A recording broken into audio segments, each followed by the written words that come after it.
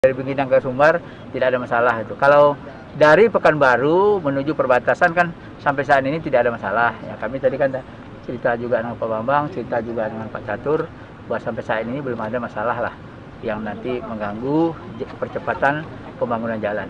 Yang jadi persoalan kan daerah Sumbar nih. Ya makanya saya minta kepada Pak Gubernur, dan Pak Gubernur ini kan gubernur baru, beliau siaplah untuk menyelesaikan permasalahannya.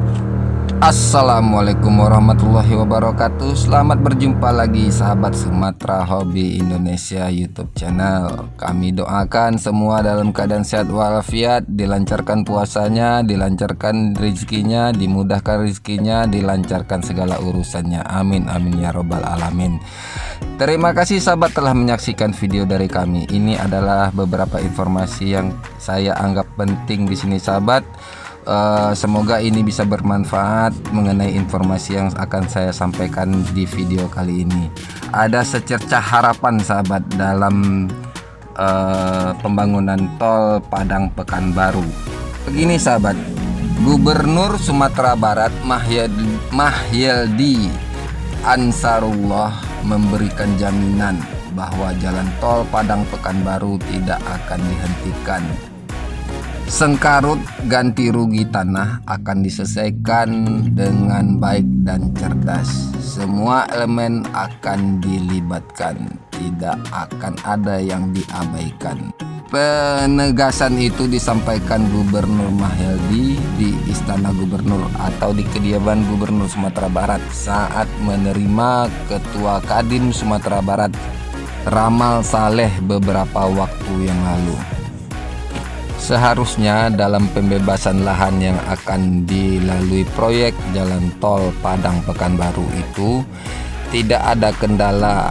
Semua faktor pendukung kelancaran pembangunan sudah lengkap semua. Prosedurnya serta tahapan-tahapannya pun telah dilalui, ungkap Mahyeldi. Gubernur menyatakan jika masih ada kendala dalam pembebasan, pemerintah Sumbar serius turun tangan, melibatkan seluruh unsur seperti TNI, Polri, Badan Pertanahan Nasional, Niniak Mamak Suku, Niniak Mamak Kaum. Saya sudah berbicara bersama Bapak Kapolda dan Bapak Danrem dan Forkopimda lainnya. Mereka telah menyatakan siap turun tangan menyelesaikan sengkarut pembebasan lahan rencana pembangunan jalan tol Padang Pekanbaru ini, kata Gubernur Mahyeldi menjelaskan. Lebih jauh, Gubernur Mahyeldi menjelaskan persoalan pembebasan lahan pembangunan di Sumatera Barat ini gampang-gampang susah. Jika dapat kiat-kiatnya, persoalan ini akan lebih mudah. Mahyeldi menceritakan pengalaman pembebasan lahan tanah pembebasan jalan bypass Kota Padang saat ia menjabat menjadi wali kota Padang dahulu. Semua selesai dengan baik. Kendala pasti ada, dan yang menciptakan kendala itu pasti orang dalam yang berstatus ASN, dan itu sudah saya pecat, kata Gubernur Mahyeldi melanjutkan. Menurut Gubernur, sengkarut pembebasan lahan jalan tol Padang Pekanbaru itu hanya terjadi di Kabupaten Padang Pariaman saja, sedangkan di Kota Padang Panjang, Kota Bukit Tinggi, Kabupaten Agam, Tanah Datar, Kota Payakumbuh, Kabupaten 50 Kota nyaris tidak bermasalah. Mudah-mudahan pembangunan jalan tol ini bisa selesai sesuai dengan waktunya, kata Gubernur Mahyeldi penuh harap. Gubernur juga mengungkap beberapa ruas jalan lain seperti Damas Raya Muara Labuh, Kambang Pesisir Selatan Bengkulu, dan Pasaman Barat Mandailing Natal Sumatera Utara juga dapat dibuka jalannya. Semua daerah akan terbuka jalannya dan Sumbar akan memiliki ring road.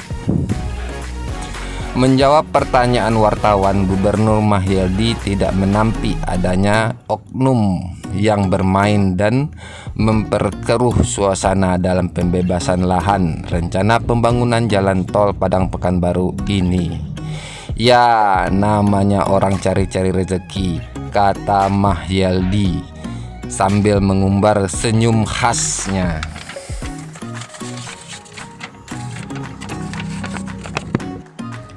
Sementara itu, Ketua Umum Kadin Sumatera Barat H.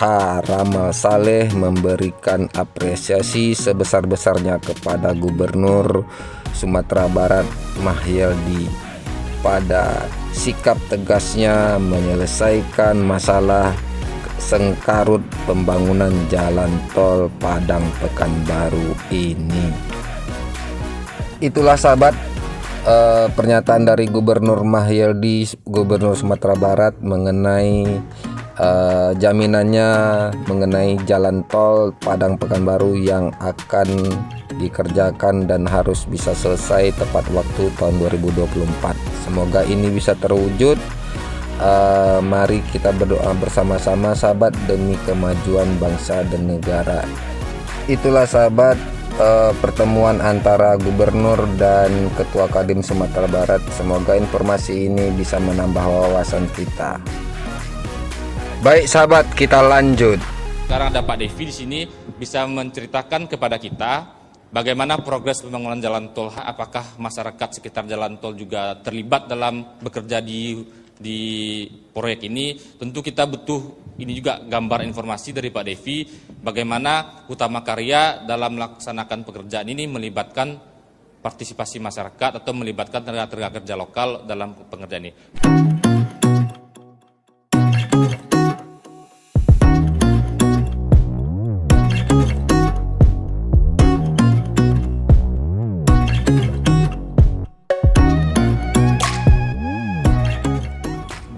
Groundbreaking sama Pak Presiden sekitar tahun 2018,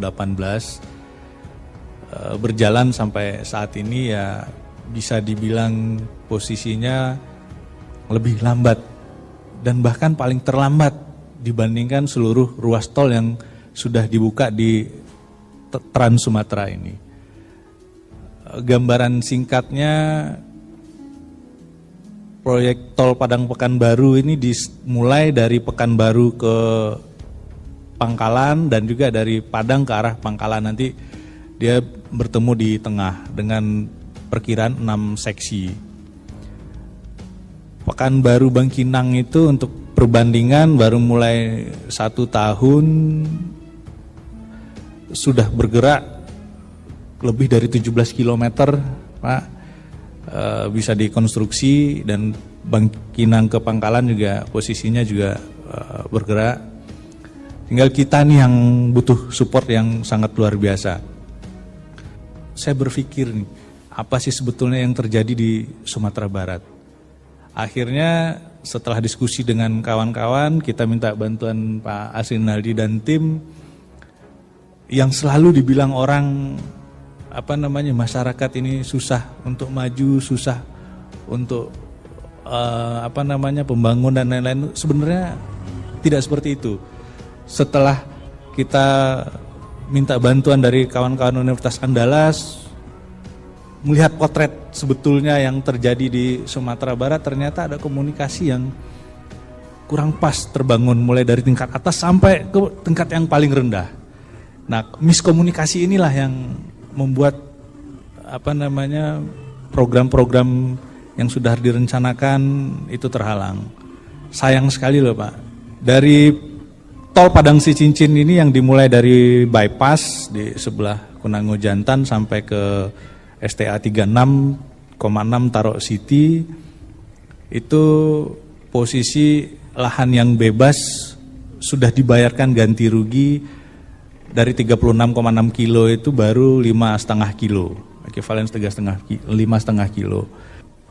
Jadi saya juga sangat berterima kasih sekali, ternyata apa yang diisukan selama ini, apa yang disebut selama ini, masyarakat Sumbar begini, tidak bisa diajak maju, tidak bisa mendukung ini, ternyata salah.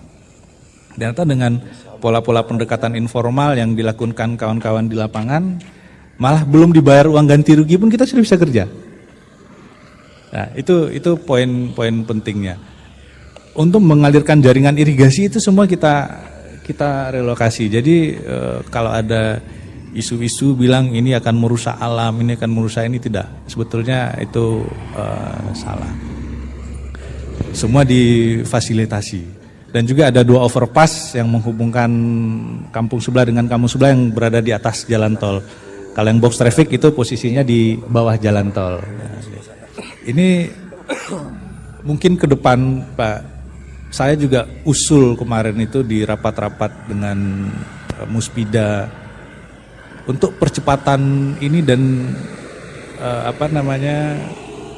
mengatasi persoalan-persoalan di lapangan, karena kita yang selalu berhubungan dengan masyarakat itu kita minta diadakan satu posko bersama, Pak.